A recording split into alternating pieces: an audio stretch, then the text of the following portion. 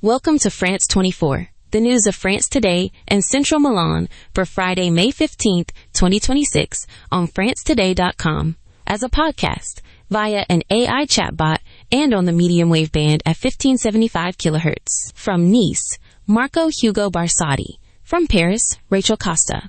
Shortly, everything you need to know about the French national team at the FIFA World Cup. But let's start with today's news.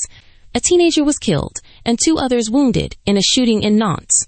A shooting took place on Thursday, May 14th, in the Port Boyard district of Nantes, resulting in the death of 1 young person and injuries to 2 other teenagers. Mayor Johanna Roland posted about the incident on X, noting that shots were fired at 3 young men. Nantes prosecutor Antoine Leroy confirmed that the victims were 3 boys. One of the injured is 13 years old and is in very serious condition, while the other is 14 years old and not in danger. Interior Minister Laurent Nunez will travel to the scene on Friday morning, according to his staff at France Info. The prosecutor said the case involves drug-related offenses, while the mayor mentioned a, quote, possible link to drug trafficking. Investigations have been assigned to the Organized Crime Division of the Nantes Police Headquarters, which immediately deployed a strong presence to secure the area and begin criminal investigations. Mayor Roland stated, all police and judicial resources must be deployed to arrest and convict the perpetrators of this murder. Summary of the original article published on France Info on May 14, 2026. Fact check by GPTOSS 20B. With inflation returning, the Livret A rate could rise from 1.5% to 1.8% in August, but real yield should remain negative. Because of the war in the Middle East, consumer prices rose 2.2% in April. Inflation, the parameter used to calculate the Livret A return, could push the rate up to 1.8% in August if the traditional calculation formula is followed. The Livret A, held by about 58 million French people, is reviewed twice a year, in February and in August, based on the average inflation rate, excluding tobacco, and the Euro short-term rate, Euro STR, for the Eurozone, calculated over the previous 6 months, a more likely rate of 1.8%. Inflation, excluding tobacco, moved from 0.25% in January to 0.88% in February to 1.67% in March and to 2.15% in April. Economist Eric Dorr, IESEG, proposes 3 scenarios for May to June. Times inflation steady at 2.15% for 2 months. Times acceleration to 2.5% for 2 months.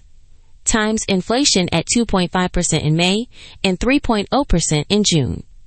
These scenarios give a 6-month average inflation, excluding tobacco, of 1.54%, 1.66%, or 1.74%. Meanwhile, the Euro STR could stay at 1.931%, the current level, rise to 1.951%, or rise to 1.971%, depending on a possible increase in deposit rates by the European Central Bank. Combining the assumptions, Dorr estimates that the most likely Livret A rate for August is 1.8%, although 1.7% stable inflation in Euro STR, or 1.9% higher inflation in rising Euro STR cannot be ruled out. Could the government deviate from the formula? The final proposal will come from the Banque de France in July, but authorities in the government could decide not to apply the formula if they deem the circumstances exceptional.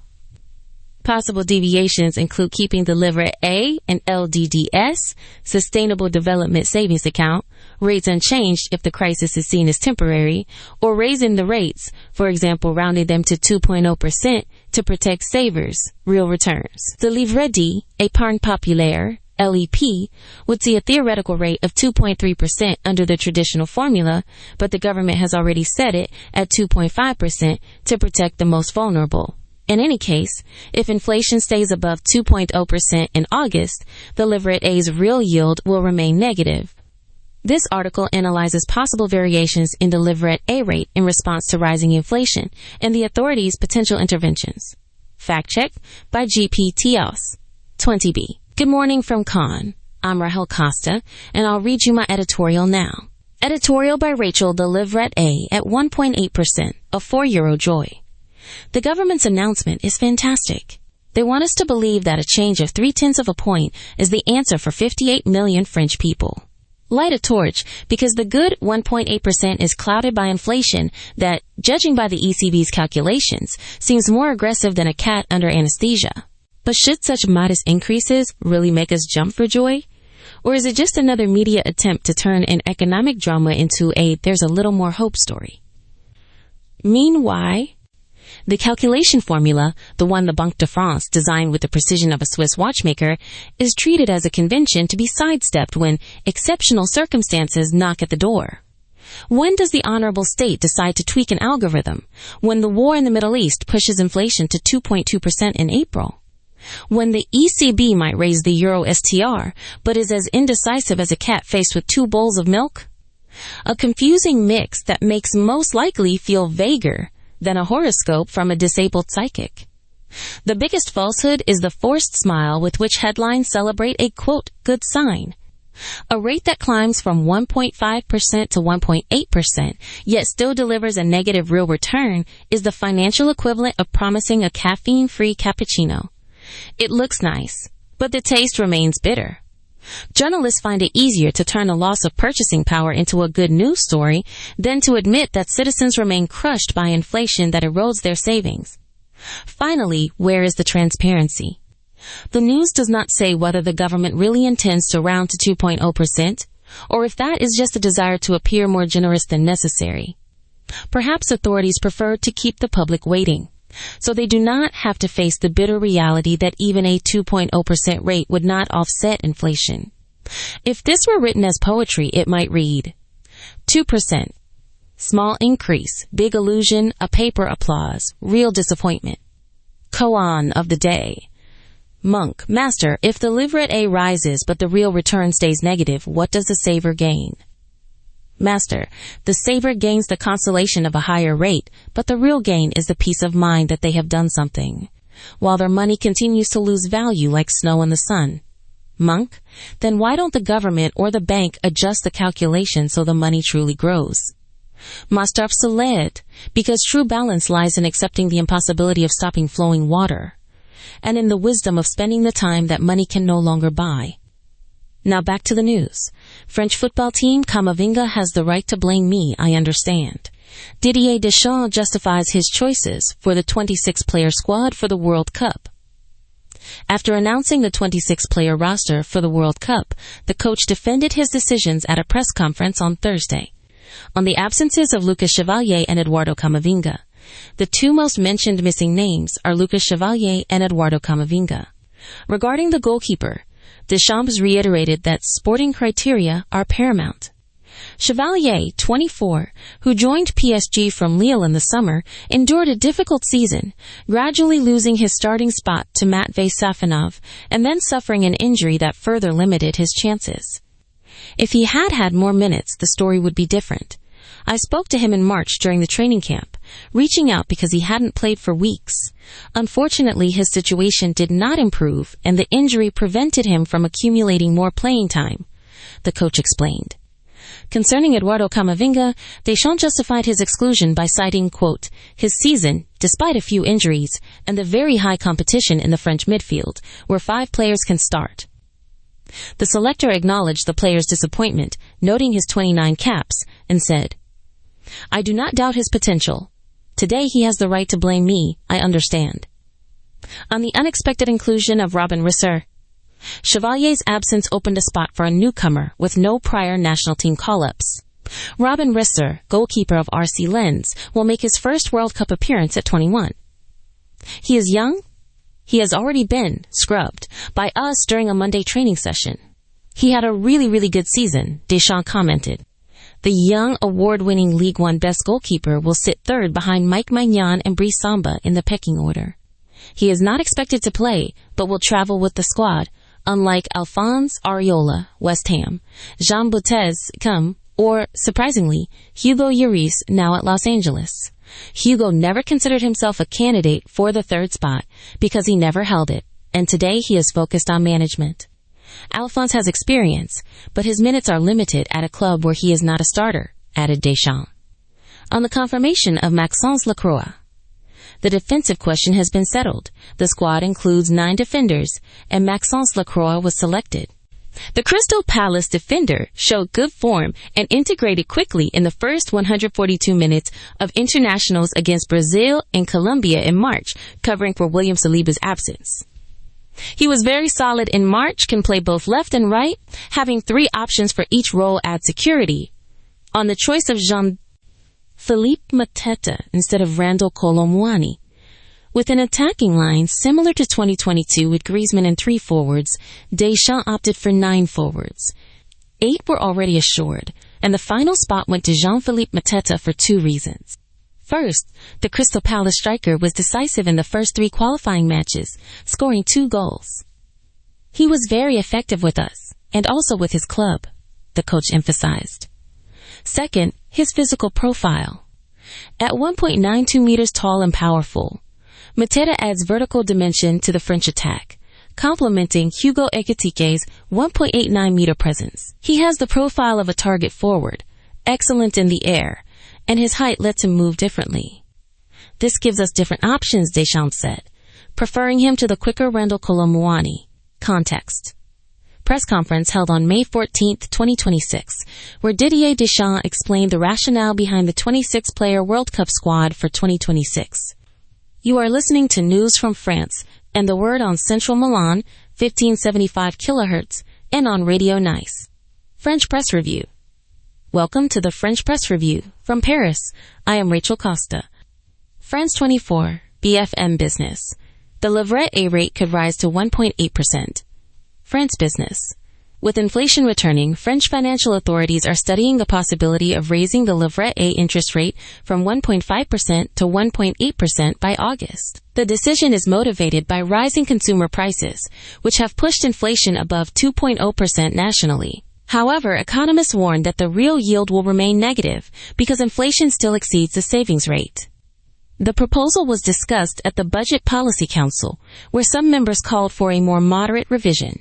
If approved, the measure could affect savers' purchasing power. Market observers see the increase as an attempt to maintain confidence in the banking system.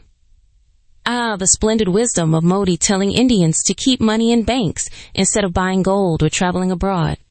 A true champion of spend less, dream more, which, however, seems more an acceptance of crisis than a solution. And then you add the price of tea. If you don't buy gold, at least you save on your next vacation to Dubai, right? BBC News. Modi urges Indians to buy less gold and travel less abroad. BBC Indian Prime Minister Narendra Modi launched a national campaign to reduce gold demand and curb overseas travel spending. The initiative stems from concerns that rising oil prices and geopolitical tensions are weakening the rupee. Modi asked citizens to save money to support the country's foreign exchange reserves. Economic analysts say the measure could limit capital flight, but worry about possible repercussions for the tourism sector. The government has proposed tax incentives for domestic savings. Social media reactions are mixed, with some welcoming the proposal as prudent and others viewing it as restrictive. France Info. Hantavirus American cruise passenger test negative. France Info. French health authorities confirmed that the American passenger aboard the cruise ship MV Hondius tested negative on the new hantavirus test. Initially, the case had raised great concern because the ship was placed under isolation to prevent an epidemic. Experts explain that false results are often due to contaminated samples or still imperfect detection techniques. The cruise can now resume its itinerary, though quarantine measures remain in place for other passengers. The health ministry reiterated the importance of regular checks during travel. Although the case is closed, it has revived debate on managing health emergencies on maritime transport. France Info. Nantes. Shooting in Port Boyer, one teenager killed.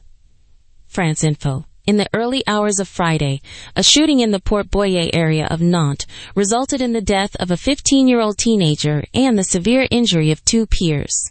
Police responded quickly, apprehended suspects, and launched an investigation. The prosecutor said the motive is still under investigation, but the dynamics appear linked to local drug trafficking.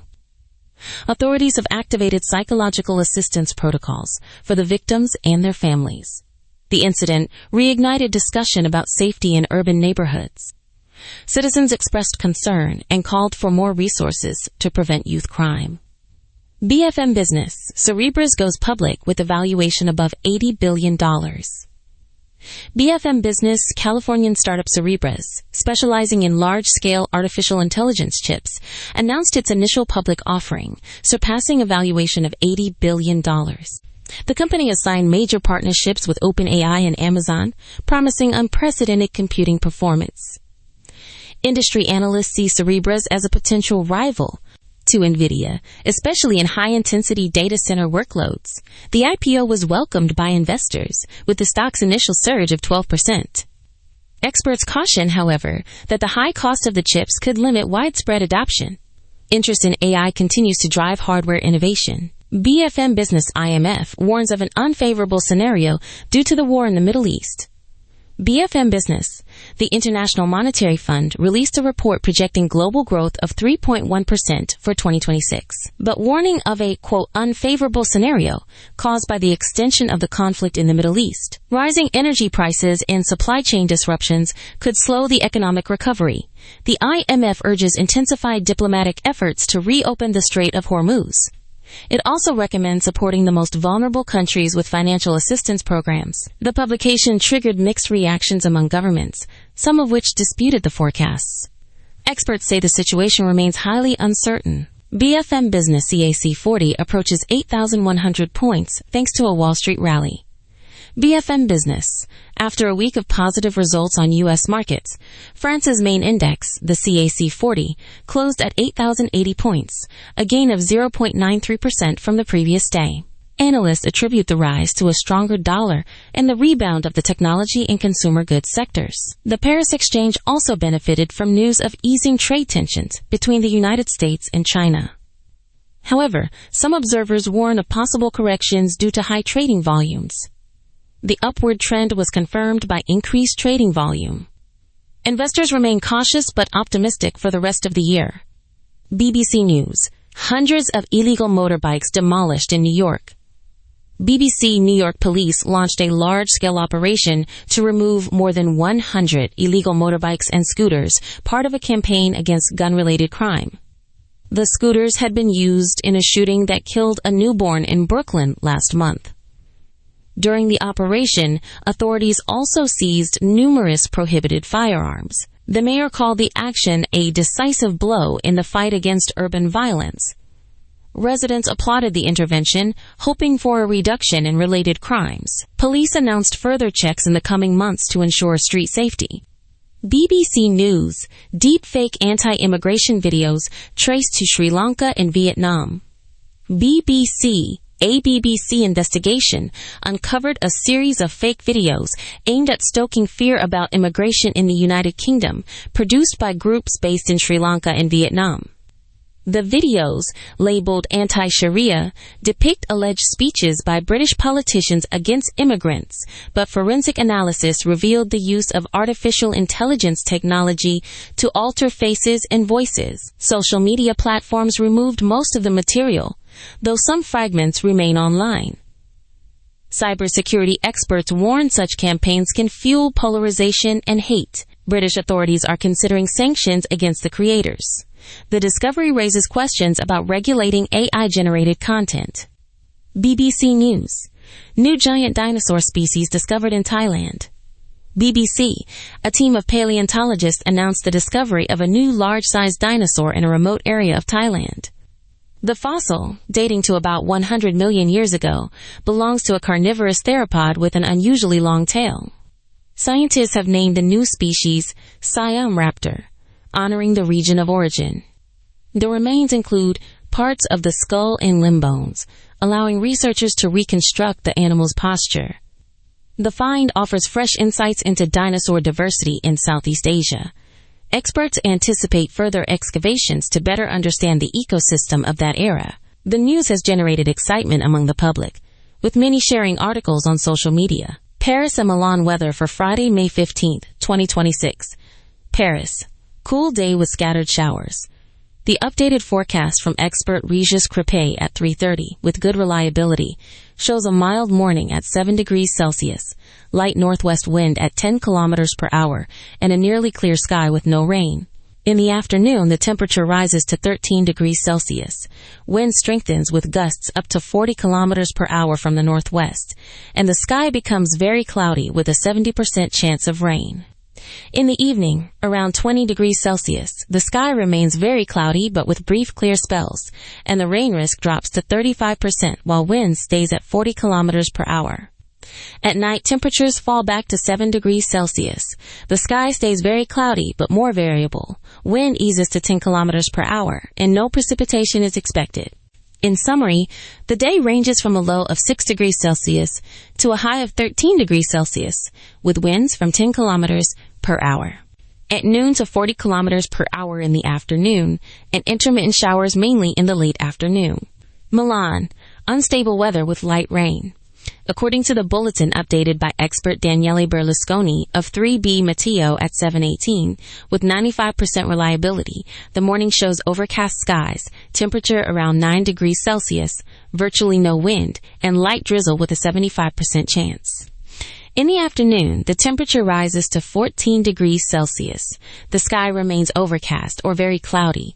Wind picks up to a moderate 10 kilometers per hour from the east-northeast, and rain probabilities stay high, with possible showers especially toward late afternoon.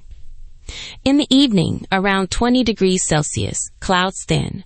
Temperature reaches 16 degrees Celsius. Wind is light from the east, and precipitation drops to almost zero. At night, the temperature falls to 9 degrees Celsius. The sky is clear or slightly cloudy. Wind is weak from the east, and there is no rain. In summary, temperatures swing between a low of 9 degrees Celsius and a high of 17 degrees Celsius, with winds ranging from calm to moderate and light rain mainly in the morning and afternoon. Weather editorial by Rachel, The Vicious Circle of Climate Change. It is truly surprising how every drop of rain or light breeze instantly becomes proof of an impending climate apocalypse. A light drizzle in Paris and portal owners are already shouting, "Global warming in action." Yet Milan's thermometer shows only a few degrees deviation from the 10-year average, and social media erupts as if we have discovered the last frontier of an ice age. We should not ask why people blame climate change on every weather shift. The real question is why people love to turn a gentle rain into an epic drama. Perhaps it is easier to argue with a cloud than to confront the real causes of our reckless consumption. In the end, blaming the weather is simpler than changing our habits. Koan of the day. The monk asked Zhao Zhou, "Master, if it rains in Paris today but is dry in Milan, what is the true state of the sky?" Zhao Zhou replied, "The sky is what does not have an umbrella, and that is today's weather." Closing. Online, on X, on Mastodon, on all smart speakers, and on the medium wave band. This is France Today with Central Milan at 1575 kilocycles.